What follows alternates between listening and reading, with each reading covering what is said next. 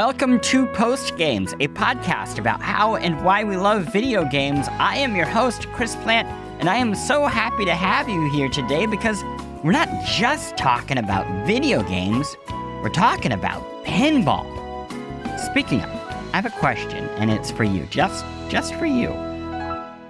What is your earliest memory of pinball? Because for me, it's a sleepover birthday party in a suburban hotel. I'm 10, it's late, like maybe 8 p.m., 9, and even though snow is falling outside, I am soaked and steaming from the indoor pool. This is not a nice hotel. I am not sure that nice hotels even exist within a 500-mile radius of where I am at this time. But who needs nice when you can walk from the pool directly into the adjoining mini arcade, dubbed the game room? The other kids at the birthday party, they had figured out how to rig free games from the pinball tables by rapidly unplugging and replugging the power cords. And in hindsight, yes, a few quarters would have cost way less than the potential insurance, if not funeral bills, for 4 kids playing with electricity while standing in puddles soaking wet, but I digress. What I remember from my first pinball nirvana is sensory overload. The stickiness of the buttons, the resistance of the plunger followed by its whiplash spring, the smell of spilled soda, sweat, and in this particular venue, chlorine so potent that it burnt my nostrils. As a friend jammed my table's cord into the socket, the machine awoke with bright, colorful lights and gaudy lo-fi noises. It was March, but it was also Christmas. I ask you for your earliest pinball memory because I suspect that it's similar. Whether you first got your hands on the sides of a table at a bar in the 80s or an arcade in the 90s or a cruise ship in the aughts or a Dave & Buster's last week, you experienced the thing that pinball does that video games just can't. A full-bodied sensory experience.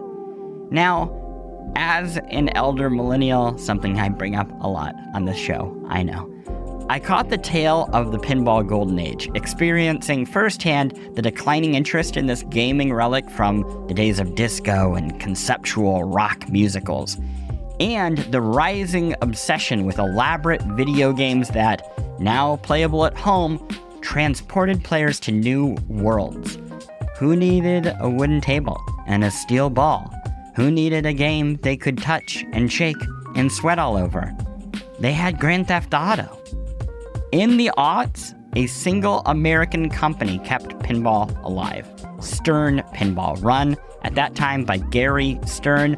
They managed to keep the lights on by finding new audiences, first internationally, and then surprisingly, with an aging and expanding set of Gen Xers who, unable to find pinball in arcades, opted to bring pinball into their homes. They craved something tangible, and they had the money to buy it. By the late 2010s, competition reappeared. Jersey Jack in 2011, Spooky Pinball in 2013, Pinball Brothers in 2017, but Stern has remained the dominant force in pinball, building off its decades-long reputation in the good times and in the bad. In recent years, it has produced tables inspired by Stranger Things, James Bond, Dungeons & Dragons, Godzilla, Star Wars, and now Pokemon. It is playing with the biggest franchises on the planet. How did Stern survive pinball's apocalypse? And how has pinball as a game and as a piece of technology changed over those last 20 years when most of us stopped playing? To find out, I called the relatively new CEO of Stern, Seth Davis. This week on Post Games, why pinball moved from bars to basements. Act 1, how Stern survived the pinball apocalypse. Act 2, what makes a pinball table special in 2026. A very special Patreon bonus, Seth Davis sticks around to go very deep on a single table. What does it take to convert Pokemon into pinball? And Act 3, As always, the news of the week, plus a new song from Chicory, A Music Tale, a concept album, I guess you could say, of its own. And that is it. I can practically smell the chlorine, mostly because it never left my nose. Grab some quarters and try not to tilt. Let's get into it.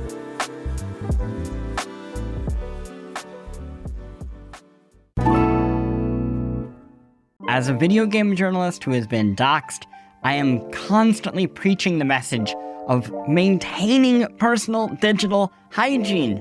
Every person, not just journalists, should be aware of how much their personal information, phone numbers, addresses, health information, and so much more is available on the internet, and that those private details are being sold without your consent by data brokers and can be used for scams, for harassment, and plenty of other illegal activities.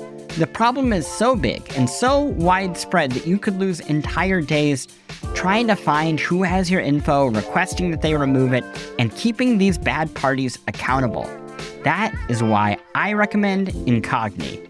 The moment you subscribe and you authorize removal, Incogni begins searching data brokers, online directories, people databases, and commercial databases. You get to watch it all happen in real time on your dashboard. When I signed up, over 200 removal requests were sent instantly. Within 30 minutes, 60 requests have been completed. That's not just a number. I could literally see the list of data brokers that had been contacted and begun the data removal process. Because trust is good, but when it comes to safety, I want to see some results. And I do. After leaving a big publisher, I needed to find the right personal data removal service. Incogni is exactly what I was looking for and has already brought me tremendous peace of mind. To get an exclusive 60% off an annual Incogni plan, go to incogni.com/postgames. That's all one word. Or click the link in the episode description box or the link in the show notes in the newsletter at post.games. Again, 60% off an annual Incogni plan at incogni.com/postgames. Today's episode is brought to you in part by Quince. A thoughtfully built wardrobe comes down to pieces that mix well and last. That is where Quince shines. Premium fabrics, considered design, and everyday essentials that feel effortless to wear and dependable, even as the seasons change. And the seasons, my friends, they just keep changing. Quince has the everyday essentials that I love with quality that lasts. Lightweight cashmere sweaters, short sleeve Mongolian cashmere polos, linen bottoms and shorts, tees in 100% Pima cotton, and European jersey linen. These are the versatile pieces that make a wardrobe actually work season to season. Quince works directly with top factories and cuts out the middlemen. You're not paying for brand markup or fancy retail stores, just quality clothing rated between 4.5 and 5 stars by thousands of people wearing it every day, and they only partner with factories that meet rigorous standards for craftsmanship and ethical production. I am living in a bit of a monochrome phase, really enjoying the black and whites right now. I have this killer black sweater that I am loving from Quince. It's so cozy, and I fancy white tee is basically the only way to put it, that I feel confident when I'm wearing. Look, I'm a 40-year-old man. Anything that makes me feel confident when I go out, that is a huge improvement. So stop overcomplicating your wardrobe. You don't need a closet full of options. You need a few pieces that actually work. Right now, go to quince.com/postgames, all one word, for free shipping and 365-day returns. That's a full year to build your wardrobe and love it, and you will. Now available in Canada, too. Don't keep settling for clothes that don't last. Go to quince.com/postgames, all one word, for free shipping and 365-day returns. quince.com/postgames.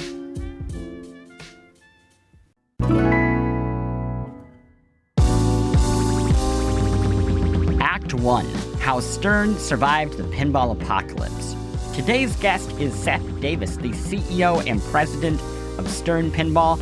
After graduating from Wharton with an MBA in the mid-2000s, Seth rapidly climbed the ladder at the Walt Disney Company with a special focus on games, experiences, and streaming, serving in roles like the GM of console and PC digital games. In 2021, after more than a decade with the company, Davis left the sprawling Disney empire in Southern California to run until that point, family business in Illinois. Stern Pinball, previously run by founder Gary Stern, operates out of a factory in the greater Chicago area. There, it has ridden the highs and lows of pinball, from the boom of the 80s and the 90s to the dark days of the aughts to now, a strong but peculiar time in pinball history. In this first act, Davis takes us on the roller coaster that is Stern's history. In the second half, he explains how modern pinball games are designed, from achievements and online leaderboards and subscription services to elaborate modes and quests conceptualized for a growing home audience. If you are wondering, like I was, who the hell can buy a pinball machine for their own house, let alone mini, well, we get an answer, and it's more complicated than you'd guess. A small note, I will say right here, Seth's mic had a few issues. Turns out it is kind of difficult to get good audio in a pinball factory, but I touched it all up. It shouldn't be too noticeable. I just wanted to let you know in case you pick up a few minor dips here and there. And with that, let's get to it.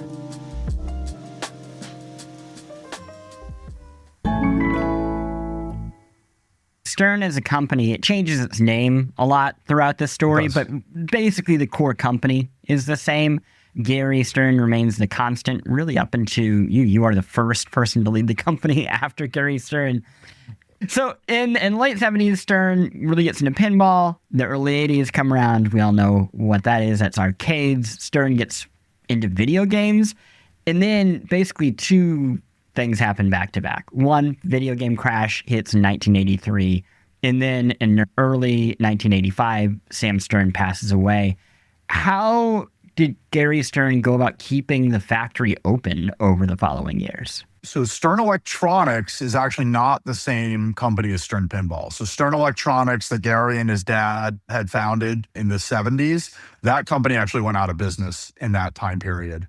So the company was refounded, and Gary founded it himself after his dad passed away in 1986. So the modern Stern is, while the name connects, and certainly Gary connects between both of them, the modern company actually traces its lineage all the way back to Williams, but it traces its entity back to 1986. So that was the sort of official founding of the company. And the way that happened is Gary founded it as Data East Pinball. So he got a partner out of Japan to help him start the company in that period. So the Stern Electronics company actually didn't survive that crash and all that came with it, but out of the ashes was reborn this company. And it's been consistent ever since 1986. So it was originally Data East Pinball, then it was sold to Sega, it became Sega Pinball. And then when Sega was done with it, Gary bought it out from Sega, renamed it Stern Pinball. And that's what it's been ever since. We'll get to the, I would say like the Y2K era of Stern on its own. But first, this 1990s Data East, Sega period, what does pinball look like during that? What sort of tables is Stern making? So in that time period, it's kind of a bunch of the classic tables that people remember in that era. What the business looks like at that point is it's all commercial operations. And that's something, as we go talk about the more modern era and the more recent era, doesn't look the same. And that point, these machines are commercial goods, right? They're sold to commercial operators as commercial goods, and they're basically only in commercial operations for people to play at that point. And so that was, kind of the heyday. You could find a pinball machine anywhere, right? In the early 90s, pinball machines were, in every Pizza Hut around the country, and arcades were big. And that was before the arcades had really gone away in a big way, although there's still some today, but had really gone away in a big way at that point. Where I grew up in the Midwest, like the idea of a wild birthday party was the hotel sleepover. and you got to play pinball, right? Yeah, I mean, some things have changed and something haven't. You still see some Star Wars pinball machines and things like that. Yeah. So some of the franchises, they were sort of current at that time, and now they're nostalgic for people today. When you make remasters now? We do make remasters. We haven't really gone back to anything from that time period. The technology and the complexity was just so different. I mean, pinball machines in that time period were very simple. They tended to be like a single level and not multi-level. In the 90s, they started to get more complex. But, back before that, machines were very, simple in comparison to what we see today. We try to make the machines of today be, easy to play, hard to master, because there's a lot more depth for the deep end, but they're still sort of what you remember. But the depth of the games is a lot more today than it was in that time period because, people's tastes in gaming are different than they were back then. People are a lot more experienced in gaming. So Sega sells the pinball division to Gary Stern in 1999. Both great. He's able to buy it. Not always a great sign when an individual is able to buy a company from Sega. The early 2000s are bleak. Is that pretty safe to say? Yeah. That purchase of the business by Gary, I would say, was Sega wanted to be out, right? And a lot of companies wanted to be out. And that era was the time period when there was no other pinball company, right? That 2000 era, there was only one pinball company. And it was really Gary who kept pinball alive through that time period because, it was not a good time period for pinball and for the business. And, a lot of folks folded up shop. I saw that by 2008, Stern was producing 10,000 machines a year, which is down from 27K in its heyday and 100K across all four major companies in the 1990s. I'm pulling that number from a New York Times report that honestly reads like an obituary. But here I am. I'm talking to you today about a partnership with the biggest intellectual property on the planet. When did things turn around? How did we get from 2008 where it wasn't the only obituary I found. It was almost every newspaper was happy to write one. Yeah, so it has been a cyclical market over a long period of time. There have been boom periods, there have been bust periods, and it has been certainly back and forth. Gary's a fun individual. You get a chance to talk to him and he'll say, well, I needed a job, right? Gary's answer to all this stuff is, well, I needed a job, which is his funny way of saying it. But having spent now a number of years working with the man, there's no quitting him. He'll always find a way. He will get it done through sheer force of will. And he kept pinball alive through that whole period through just sheer force of will and his ability to do that and to pivot and to change and to make those things happen. Everybody else was closing up shop, and he was the one guy who said, I'll take this thing and I'll make it happen on my own. Through the 2000s, he kept the thing alive, kept it going. And then, what you get is another financial crisis for your trouble. So then there was the 08-09 financial crisis where the financial markets really seized up. And the company went through another substantial period of turmoil at that time.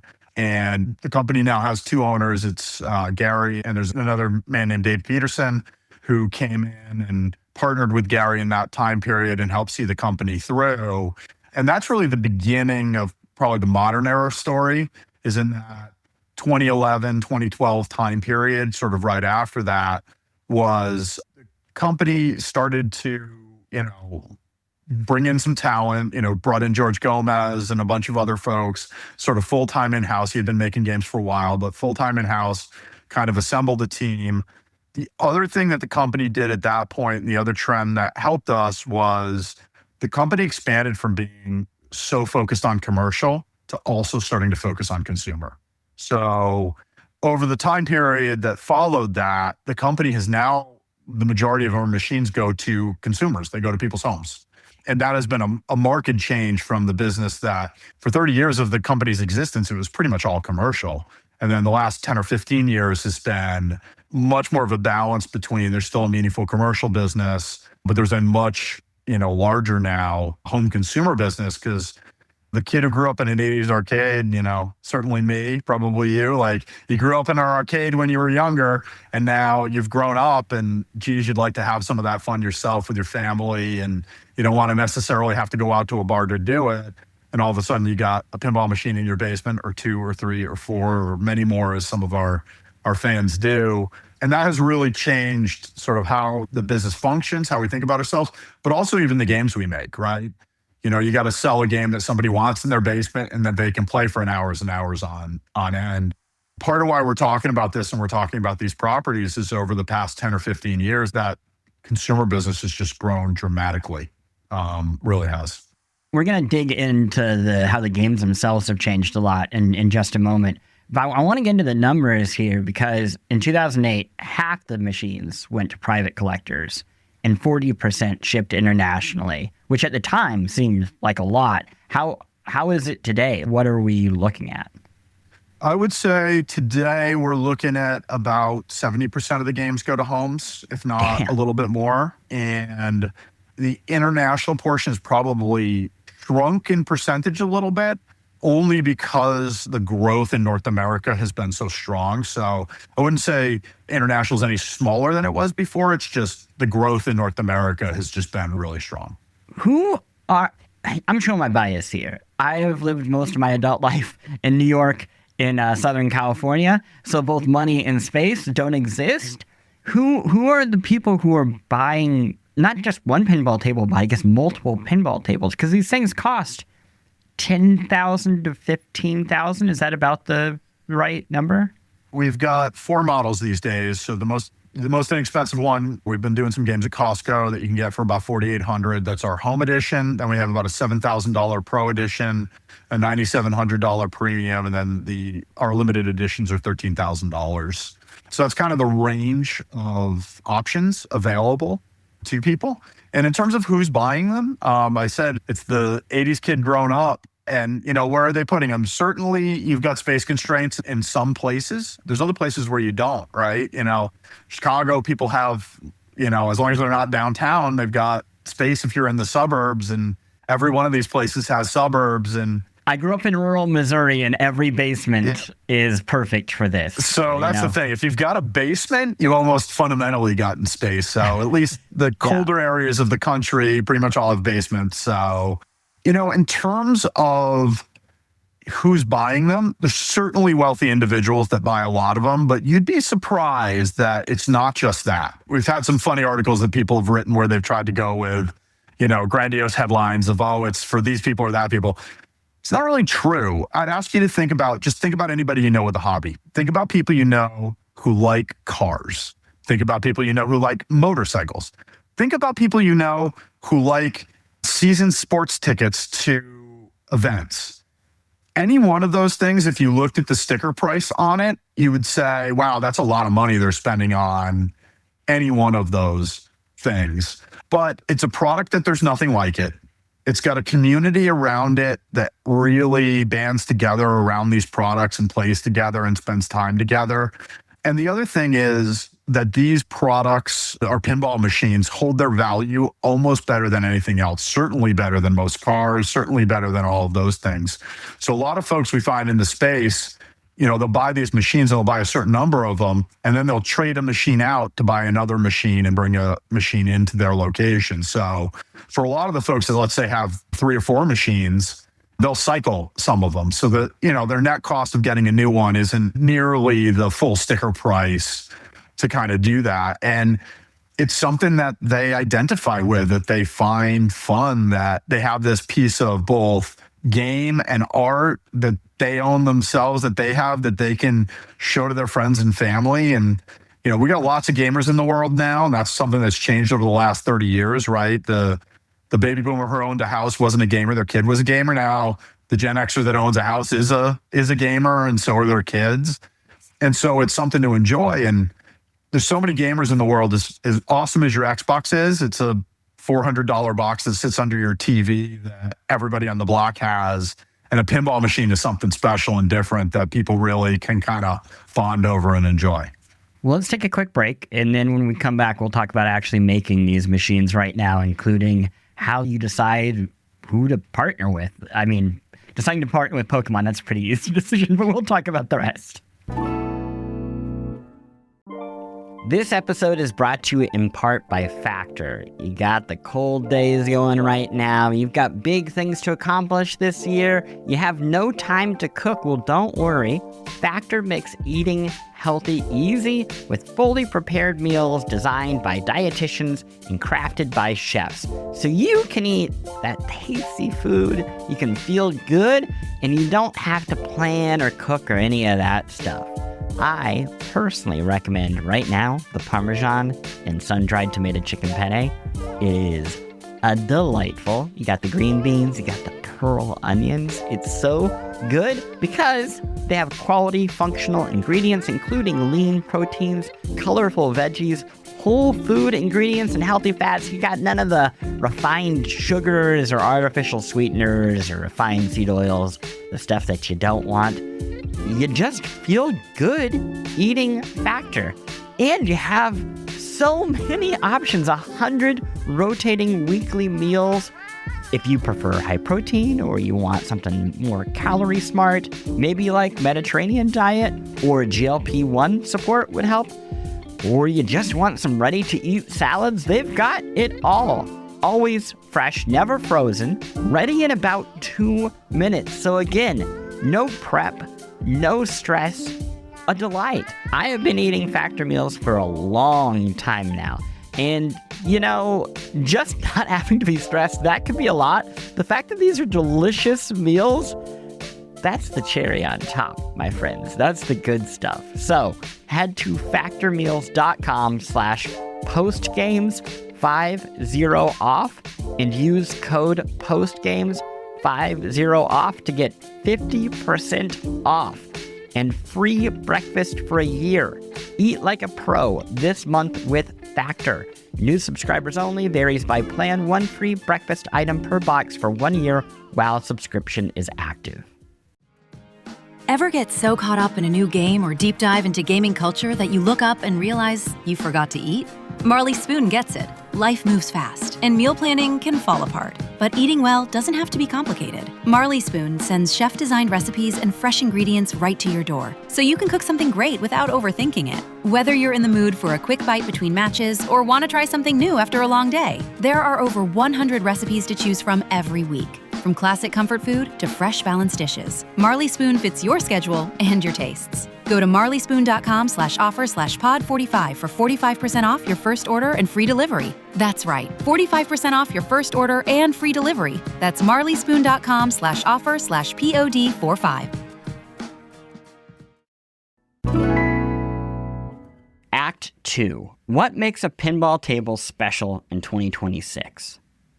So, Gary Stern has joked that a pinball machine takes 32 hours to build, and that is, in his words, longer than making a Ford Taurus. What makes pinball manufacturing so complicated? So we have about 3,000 parts or so in a pinball machine. It's the complexity of what goes into a pinball machine. If you think about what it takes to build a pinball machine, you have all of the design that goes in. We have electrical engineers, mechanical engineers, designers, artists, industrial designers, you name it, that all are involved in how you put a pinball machine together. And then once you design all those parts, you have to get them manufactured, and then you have to get them assembled. And because this business is, even at the size it's gotten to, it's high variation, low overall volume, it doesn't really make sense to automate this thing out the wazoo. So you really have hand assembly of all of this. And we hand assemble all of our products in Chicago.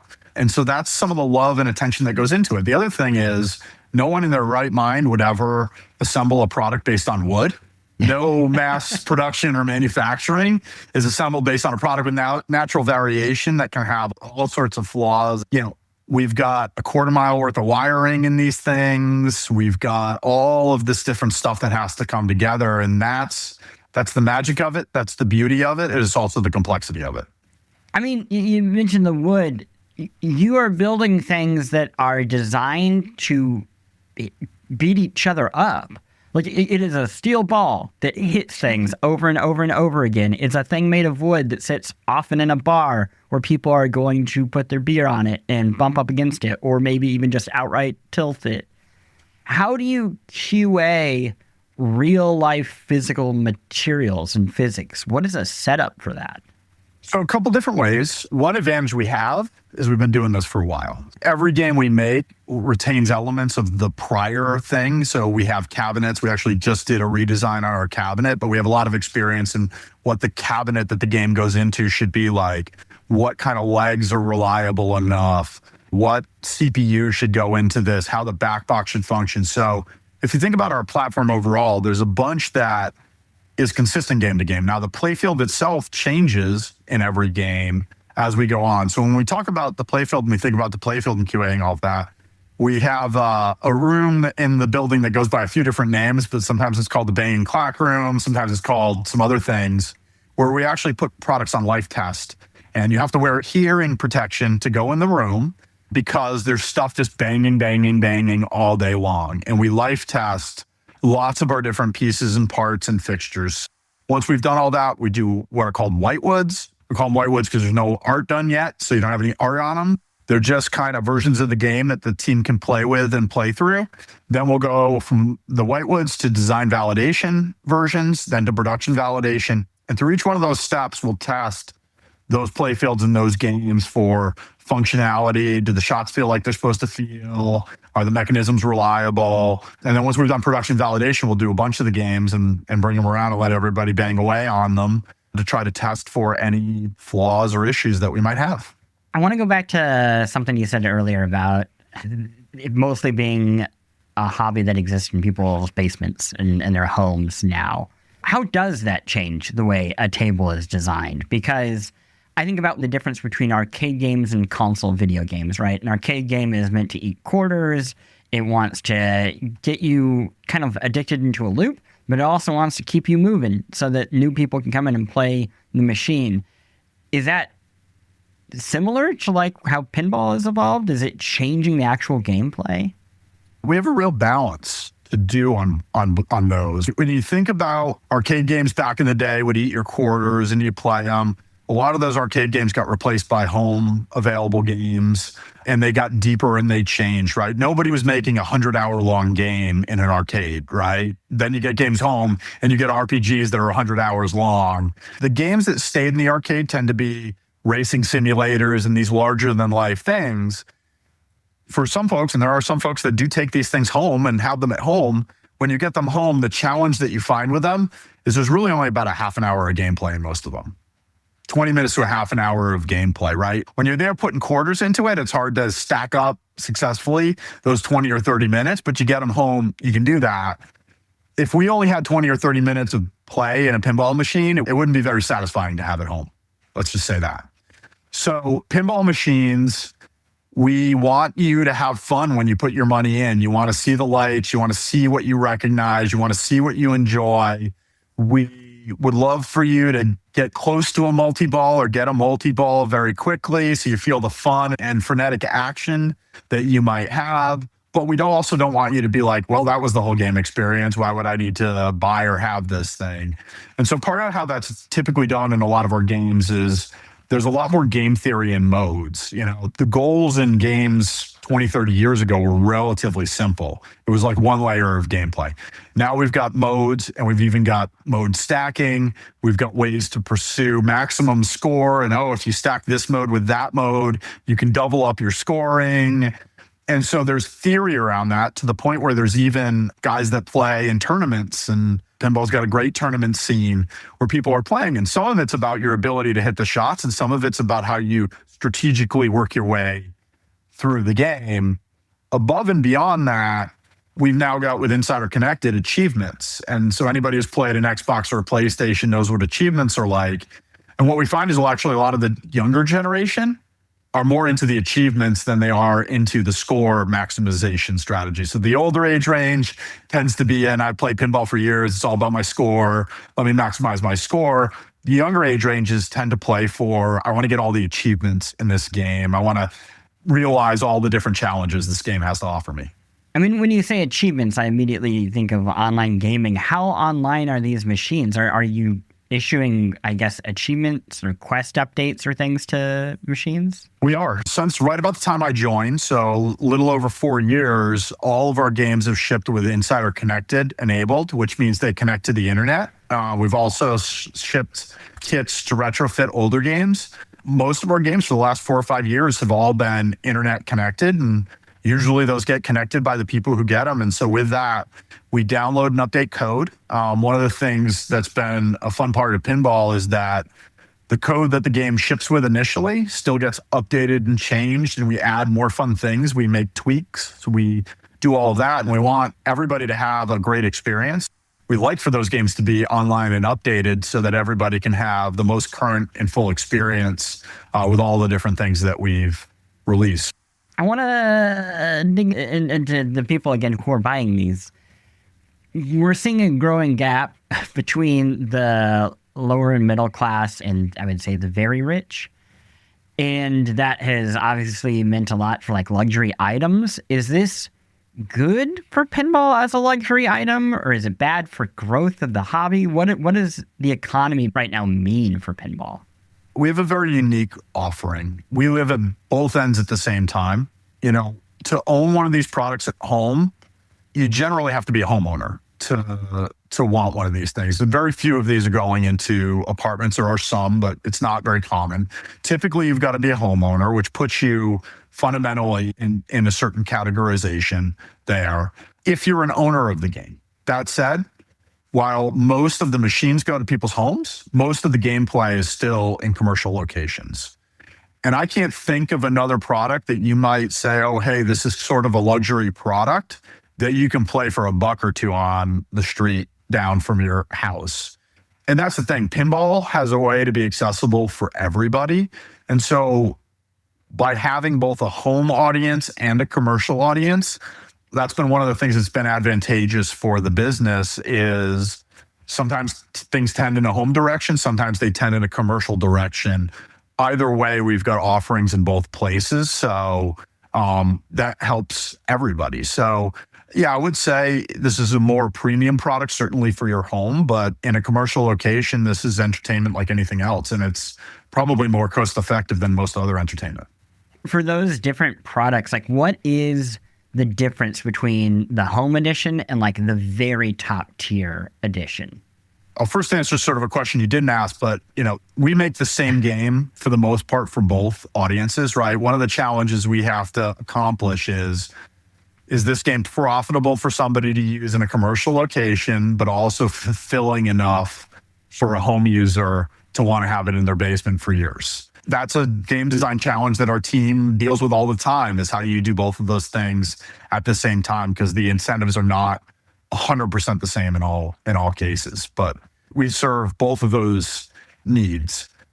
One of the things the company did back in the 2011, 2012 timeframe was adjust the strategy to have multiple different tiers of product, somewhat to address this issue, which is a commercial location is very focused on how much did I pay for this? Is it returning profitably? What does it take or cost to repair this? Whereas on the other end of the spectrum, you have, is this the nicest product I could have to showcase what I love in my home? Those are not the same decision criteria. And so that was how we ended up with the 3 different tiers, which is a Pro, which unlike Apple, our Pro is actually our base model because it's meant for professional environments. That was kind of where the Pro name came from.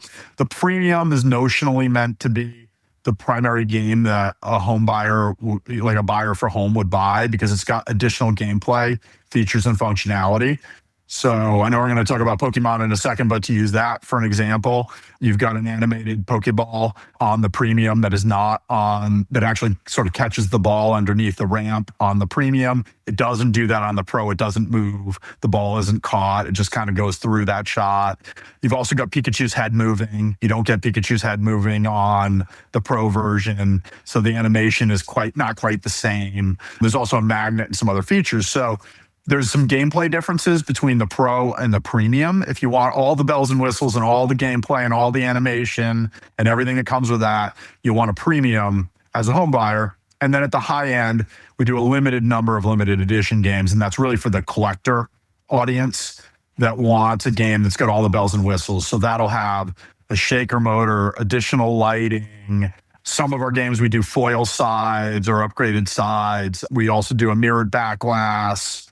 Of late, all of our games have functionally been the same between the premium and the limited edition. The limited edition just comes with all the bells and whistles. We also have speaker lighting and special lighting on them and things like that.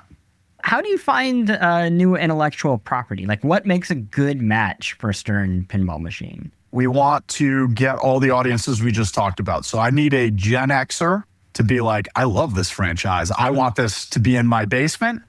And I also need a millennial or younger to say, geez, I'd love to, either if I'm in the group where I can buy one, I'd love to buy one, or I can't wait to go play this out on location. So if you think about the franchises that do that, we typically find the most success with something that is old enough for the Gen Xer to have enjoyed it as a kid, but also has some new and modern content as well. Because you want the joy out of both generations. So historically, one of our easy ones to point at has always been Star Wars. You got films from the 70s and 80s, and you've got modern Star Wars content coming out, every decade or so, with shows being most recent. And so you've got a franchise there that is both classic and modern all at the same time. We've also had success with rock bands over the years. The big 80s rock bands have been a big success for us. Metallica, Metallica is both of the 80s and, they showed up big in Stranger Things, right? And got a whole new generation interested in their music. One of the other things we talked about is almost the tattoo test. Is this a franchise where somebody would get a tattoo on their body of this thing because they love it so much? And those are the kind of franchises that work best for us. Like every tech company, even Stern has a membership subscription. Free shipping is the obvious benefit. The more surprising benefit is an annual tour of Stern. How do you manage these more personal relationships and it seems like almost parasocial relationships that comes with this? Yeah. So we have our Insider Connected subscription, which has a bunch of different benefits in it. For some people, they really wanted home leaderboards. So we have home leaderboards in it. We also have free shipping if you buy through our store for accessories and merchandise. And we have a tour. We've gotten lots of requests over the years for tours. As you might imagine, there wasn't an organized way to sort of deal with them. So that could make them a little bit haphazard at times. When people would come by, sometimes we'd be, hey, yes, we'll help people go on a tour. Other times we'd be like, oh, sorry, no, there's nobody here to give you a tour, or you can't come in this week. We know that people have really wanted them, and that's part of why we included them here. We actually just started our first one last week, and the individual who came through was thrilled with his tour. We got him a bunch of merch as well, and it was just a great relationship. We got a wonderful note from him. He was just so pleased to go. We actually, even today, we have a man who came in from Finland who's here touring, and he was in town. So he's got himself a tour to kind of go through this process. Pinball's in person. It's a personal touch. We're a company that really prides ourselves on doing that. However, at the same time, there's only so many of us and there's a lot of fans out there. And so it's finding these moments and these opportunities to make those connections. We also, at Pinball Expo each year, which happens in October, we've opened our doors to bring lots of people in. And we've had more than 1,000 people come in and tour the facility the last couple of years. We try to find the opportunities to do that. We can't shake every single hand, but we try to do as many as we possibly can. Before we get to Pokemon, I want to talk about you very quickly. Just one question, but you are the first person to do this after Gary Stern. And before all this, you were climbing the ranks at Disney. Now, I've met many Disney executives. You do not leave Disney unless you think wherever you are going has some real potential. So where does Stern go? Like, what does pinball look like 10 years from now? I think pinball, the fundamental underlying game, is going to stay pretty consistent. If you think about a pinball machine now and a pinball machine 40 or 50 years ago when Gary and his dad were working on these companies, people still look at the machine and identify it as the same machine. And I think some of those elements aren't going to change. Whereas there's other elements like the community around it, insider connected, some of the depth and immersion of the experience that are continue to upgrade and update. I do get this question a lot about, so what's going to change and not change? I think one of the best proxies to look at is, George and I talk about this a bunch. You can identify a Mustang car through the years, but a modern Mustang and a 50 years ago Mustang, while you look at them both and say they're a Mustang, they don't do the same things. You've got all these other things with power steering and electronics and all of this stuff. But you could look at the two and say, I feel the DNA that is consistent between them. I think pinball is going to look somewhat the same. There's still going to be this ball and bat game with a physical play field and a form factor you recognize, but how you interact with it, how you interact with the community around it, how connected you are to that community, how we think about the gameplay and what you're going to do. Like with Pokemon that we're about to talk about in a minute, you're going to be able to collect all these Pokemon, right, in this game experience. And that's something that nobody had ever envisioned in pinball. We've recently done save games in pinball where you can save your progress and pick it up the next time you play. And through the entire history of pinball, that had never been done that way, right? That I could go to this machine and then I could go to my machine at home and pick up my gameplay and go. It's something that's been in video games all the way along, but pinball had never seen it. And now people are like, I love this and I wouldn't want it any other way, right? I want to be able to do this and I want to be able. So I think you're going to see more of those things wrapped around the experience where if we do our job right, they're going to feel authentic and like magic. You're still going to identify it as a pinball machine. But when you look back, you're going to say, wow, that's a lot different than what I would have sort of imagined this experience would be if I had tried to predict it. Pinball is so inherently retro that it's like, we've got achievements, online functionality, quest, and save states. And people are like, whoa, let's all take a deep breath. We need to calm down. This is getting a little too... It has been a little bit funny as we introduce things when people are like, I don't want this in my pinball machine. And what we've always made a point to do is if you don't want to play with the save state, there's a version of the game you can play without the save state. Spoiler, people play with the save state. Last thing, if people want to cancel their White Sox season tickets and they want to buy a pinball machine, how do they go and do that? So sternpinball.com, we've added a request for availability all over the website where one of our folks will get you connected up with somebody who can get you a game in your local area. These games are pretty heavy, so usually people want some help getting a game, especially if they're a first-time buyer. We've got people all over the country, all over the world that can help you get a game and teach you what you need to know and all of that. So if you go to our website at sternpinball.com, we'll help you out.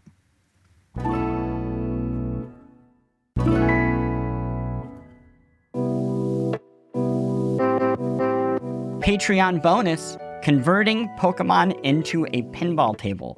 Here is where we split up, my friends. For the real sickos, I wanted to go deep into the conceptualization, design, and a release of a single brand new pinball table. So Davis stuck around to chat about Stern's latest table, Pokemon. We dig into how they landed one of the biggest properties on the planet, the challenges with getting approval from all parties.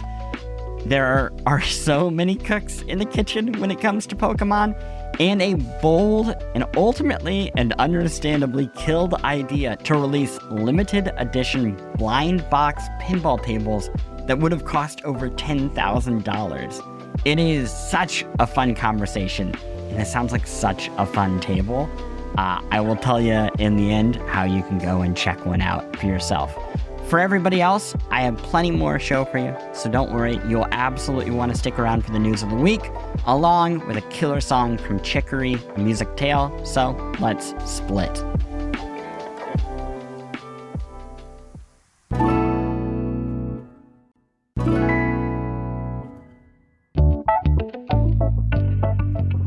Act 3, the news of the week. It is Crimson Desert Week, which maybe means everything and maybe means nothing to you. Crimson Desert is one of the weirdest big games that I've come across in a very long time. On one hand, the game has gobs and gobs and gobs of people who are super excited about it. On the other hand, It doesn't have the cachet of a Witcher or a Call of Duty, and there are plenty of you who are listening right now who are scratching your head and saying, Crimson Desert? And to you I say, get your hands back on the wheel, you're driving a car! It's dad joke week here on Post.Games. Anyway, the expectations for Crimson Desert amongst people who care were very, very high, which caused a little bit of a kerfluffle when the game came in and had a Metacritic score just under 80. You see, big, ultra beautiful, high-end games, they don't always get those scores, partly because the games are good, and partly because PR is very careful about who gets access to reviews in that first week, and partly, well, a lot of reasons. To talk about what is so unusual about this game and where it fits into the broader culture, I invited critic and reporter Lewis Gordon to the show. Lewis is, you could say, a Crimson Desert expert. He published 2 stories on the game this week. One, a review over at Eurogamer, where he compared it to Prestige Candy Crush, which, in the context of the piece, is less of a dunk and more of a very real reading of the way the game values players' time. He also wrote the piece After K-Pop and K-Drama, Here Come K-Games. That piece looks at the growing number of games from South Korea that are breaking big in the global market. I've played a few hours of Crimson Desert, and it feels both like a game from the future and a game from a totally different time in the past, one that I thought we'd kind of moved on from over the last 10 or 15 years. So with all of that in your mind, let's get to it. Let's talk about Crimson Desert, Sure. a game that nobody has any notes on. So here's me being very honest with you. I wrongly thought Crimson Desert was an MMO until about a year ago. Yeah. Can you tell folks, one, what Crimson Desert actually is? And two, just, so I'm less humiliated in front of my own listeners, maybe explain why that wasn't the most shameful assumption to make. Crimson Desert is a single-player, high fantasy action RPG set in this realm called Pinball. Oh god, Pinball? I've never said that word out loud. It's set in this kind of resplendent, gigantic realm. One of the reasons why you might have thought it was an MMORPG is because Pearl Abyss, the South Korean studio that made it, their previous game, and I think they've only had one prior game, is called Black Desert Online, which is an MMORPG. It came out in 2015. I think it has something like 40 million registered players, kind of like lifetime. And so Crimson Desert, as far as I understand it, started out as a kind of like prequel to Black Desert Online. And then as time has worn on since 2018, which is when I think development started, it moved into this kind of like single player space. So the elevator pitch that I've seen across social media is they jammed every open world game into one open world game. What are some of the examples of its everythingness? It has this kind of unbroken open world. It has a kinetic kind of real-time combat, which is, I think, genuinely excellent. There is a lot of fluidity and flexibility in what you can do. At some point in the first kind of 5 or 6 hours, you kind of like re-establish your faction's camp. You're managing your camp. At some point, you can buy a house. You can go fishing. You have to do crafting. You have to source ingredients for meals. You can ride dragons. You can do, just like everything that you've seen in a, I guess, kind of like action RPG from the past 10 years. You can basically do it in this game. And some of it, they execute well, like the combat. Some of it is kind of, mind-numbing. Yeah, I mean, I think what caught me off guard is I had seen this trailer, and I played maybe 4 or 5 hours of the game, and it was around hour 1 when I picked up an item that I knew to be cheese, and I figure everyone knew to be cheese. Yeah. And yet, apparently, the character I was role-playing did not know what cheese is, or butter, or wheat, or anything else because I had to learn cheese. You learn all of that, yeah. It's unhinged. You call the game's treatment of the players in your review, you call it at times cynical, and you compare it to Candy Crush. What do you mean by that? I mean, I guess in terms of how the game kind of like approaches or treats the player's time, I think it's cynical. There's kind of like there's different ways into this. I think the quest design, if you have played like a CD Projekt Red game, the quest design in Crimson Desert is genuinely regressive. Like this is, it's like, you know, like you're going to a camp and there is a kind of like the bar in the bottom right hand corner with a percentage of, you know, the amount of enemies you have left to kill.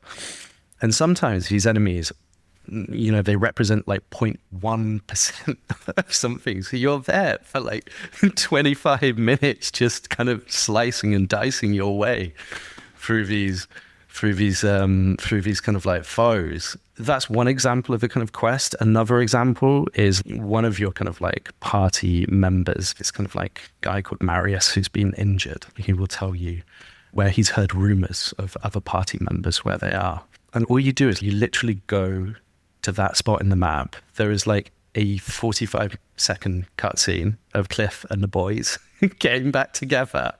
And then the game is like, okay, cool. Now go back to your camp to claim your reward, except there's no fast travel. So like you could be like galloping back 5 minutes.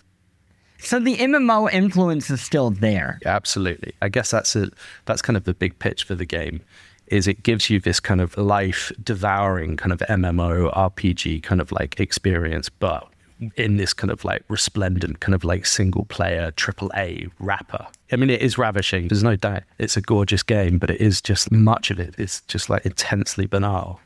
That's why I compared it to Candy Crush. You can feel that kind of, I guess, like commercial kind of like logic underpinning a lot of it. They want to keep you engaged for as long as possible. We had C.T. Nguyen, who's the author of that book, The Score, which is about like games and metrics, on recently.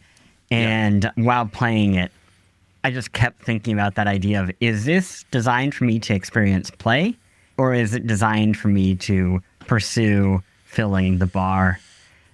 And then after filling the bar, collecting the reward, and then filling the next bar. Yeah, right. And it's just like, it's a game full of bars that you fill and rewards that you accrue. There is so little kind of like, I suppose, like narrative payoff to the game. The narrative is borderline incoherent at times. I'll be very real with you. I thought about asking you to explain the narrative, and I decided both to you and to my listeners that we weren't going to go down that road. But I will ask this. You keep mentioning how beautiful it looks, and it does. Like, it looks like the type of game that you get every 3 or 4 years, whether that is a Grand Theft Auto or a Witcher 3 or a Cyberpunk. We've also seen like rocky launches from those games, like Cyberpunk, and even some MMOs. Are the issues that you are seeing and other critics, because there are people obviously who enjoy the game, but people who are not quite clicking with it, are the issues something that can be resolved with updates over the coming years, or is it a philosophical preference in design that is holding this game back? I mean, for me, it's a philosophical kind of like approach of its design. Everything that I saw in the game from a technical perspective was pretty solid, to be honest. And I am by no means playing it on a sort of like high level rig. Like my PC hits the recommended specs, does not exceed them. I mean, that's partly why I opened my review by commenting on the not 1 but 3 loading screens, is because I only hit recommended specs. I have spent a lot of time looking at those loading screens. Keep a crossword on the desk. Yeah, exactly. I was actually thinking about it. It's technically 4 loading screens, because once you hit play on Steam, you get the kind of, you know, like the splash screen before the game actually loads. So yeah, technically it's like four loading screens. Everything I've seen in the game, is, like I said, sort of like from a technical perspective, solid. And it's not just that it's kind of like, you know, breathtaking and kind of beautiful. But there is definitely kind of craft to this open world, even though it looks kind of like rote and kind of like generic high fantasy kind of stuff. There is kind of like personality buried in there. There is a kind of like Southeast Asian element that kind of like crops up every now and again. Cliff, like when he respawns, it's kind of like doing the lotus position, and it's kind of, these kind of petals swirl around him. There's one kind of fight in this kind of field of grass, which it kind of has, I guess, a kind of like Southeast Asian kind of like martial arts feel to it. His whole kind of melee moveset is kind of like Taekwondo inspired. So there is kind of like craft and personality there, but the quest design and the story is just, there's a slog. Yeah. What you're saying there ties to the bigger picture. I want to take a step away from the game as we start to wrap up. In the New York Times, you made the case for Crimson Desert being part of a growing trend of K games. Yep. What do you mean when you say K games? I mean, I guess like basically games that come from South Korea. There is K-pop, obviously. K-drama has become, a kind of like big thing, thanks in part to streaming services like Netflix. What you now have, I guess, and with Crimson Desert is by far the most high profile example of this, is kind of like AAA kind of like blockbuster fare from South Korea. You've had Lies of P, you've had Stellar Blade, slightly perhaps a kind of step down from that is First Berserker Kazan. You've got upcoming titles like Project Tal and Wuchi the Wayfarer, which kind of lean into more kind of traditional kind of like Korean aesthetics. You've got Doka V from Pearl Abyss, which maybe people are going to be looking forward to less now. I mean, I don't know. It has Pokemon-esque style, so again, people will forgive a lot. Absolutely. And again, the trailer looked incredible for that game as well. Yeah. I mean, I'm a sucker for that stuff. Yeah, right.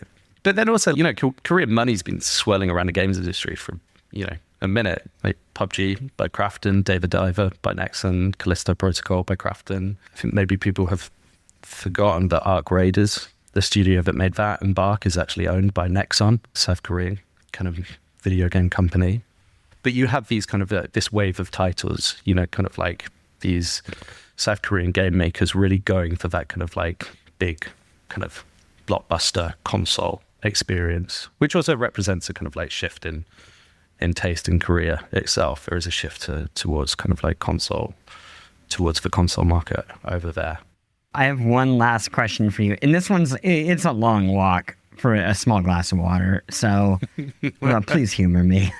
On the money note, following the game's Metacritic average landing below 80, Pearl Abyss's stock price dropped 30%. I am not so interested in why investors would do this. I personally prefer to spend as little time in their heads as possible. But I'm curious what you think about a bigger question. And it is how seemingly small decisions are influencing big outcomes. And by that I mean whether it's like the 100 or so people who made a review of a video game that then inspires a 30% drop in a stock, or we saw Major League Baseball in America partner with Polymarket, and suddenly a single baseball player's performance can influence all of these prediction trading markets. Do you worry about how markets, whether they're investments or prediction markets, will influence the future of both like PR and reviews? Because, and just for kind of, it's a bit of a leading question.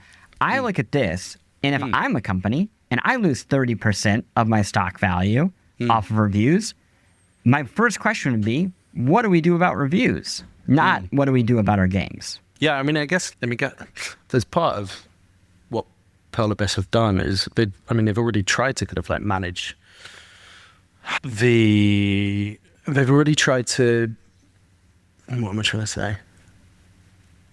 They are already trying to manage reviews and the experience that people have had with the game by only letting reviewers play on PC. Like my preference is to play on console, not least because I'll get a better visual experience than through my PC. But that wasn't on the table. Yeah, I don't know. I mean, it's the kind of integration of these speculative markets into kind of every facet of life. It seems like a incredibly depressing, corrosive kind of like twist on modern life. There can be no good outcomes to this at all. Not least because 30% wiped off the kind of Perlabas stock share price. I guess the kind of, there is human collateral in all of this kind of stuff.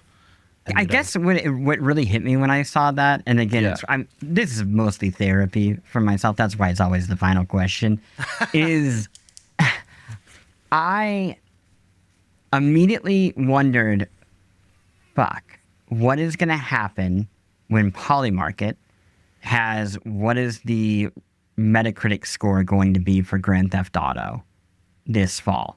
And we already know how game journalists and critics can be harassed before that.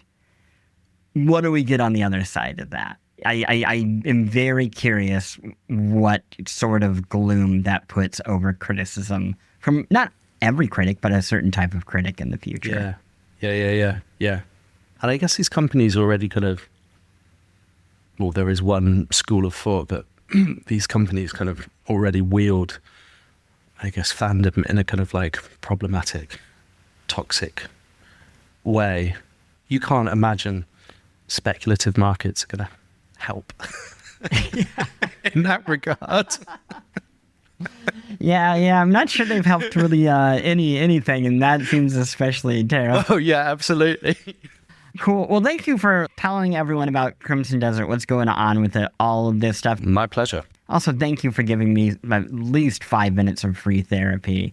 I'm very sorry that I have not paid that insurance bill yet.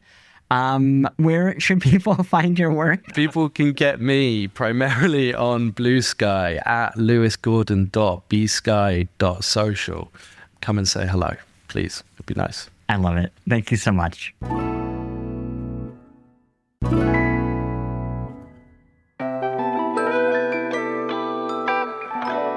You know that phrase, he sure played a mean pinball? Who said that? I guess we'll never know. Anyway, next week, I am taking you behind the scenes of 2026's Game of the Year long shot, Esoteric Ebb. It's possible you haven't heard of this role-playing game that transports the storytelling systems of Disco Elysium into a colorful and vibrant fantasy setting. If you're familiar with the genre, Esoteric Ebb calls to mind the books of Terry Pratchett, the Adventure Zone podcast, and Planescape Torment. If you're unfamiliar with the fantasy genre, just trust me when I say it is one of the most cleverly written stories in a video game ever. It tells the story of the world's worst cleric and the quest to uncover the mystery of a bombed tea house mere days before an election that will determine the fate of the kingdom. And it feels like playing D&D with one of the best dungeon masters to ever do it. How did its creator recreate the magic of D&D and other tabletop RPGs besides writing over 1 million words for the project? We will answer that question and plenty more. Until then, though, a reminder, post-game supporters get the show and the newsletter early on Fridays at 5 p.m. Eastern. They get extra acts and bonus materials. This week, Patreon listeners got an entire bonus conversation about the making of Pokemon Pinball. Plus, each month, subscribers get a bonus episode in my ongoing series, Past Games, in which I share deep dive histories into the gaming anniversaries of 2026. We have already done Animal Crossing and the original Zelda. Coming up, a very special episode with guest Tim Rogers about the making of L.A. Noire. And after that, I won't say the guest just yet, but we have the history of Dark Souls. So you'll want to subscribe. It's only $5 a month and no ads on anything. Subscribe to the Patreon at patreon.com/postgames. Subscribe to the newsletter for free and get show notes at post.games. Post Games logo by James Bareham, who did a hell of a job this week. And theme by Mark Sparling. A special thank you to this week's guest, Stern's CEO and president, Seth Davis. Like the show, leave a review on Apple or Spotify, or just share the show with a friend. Any one of those things, if you could do that this week, would be a humongous help. And we made it to the end. Now, to take us out, an original song from Chicory, A Musical Tale, a special arrangement album from composer Lena Rain and game music remixing community Resonant Union. Here is A Musical Tale from Bermei Inazawa. See you next week.